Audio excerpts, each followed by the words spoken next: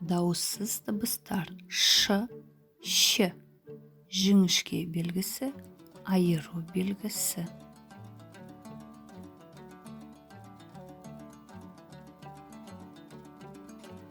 Ш. Дауыссыз дыбыс. Ш. Согласный звук. Шағала. Чайка.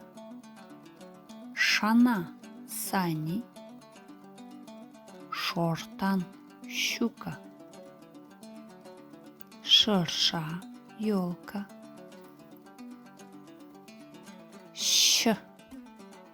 Щетка. Дауыссыз дыбыс. Айыру белгісі, твердый знак, жіңішке белгісі, мягкий знак. Рояль.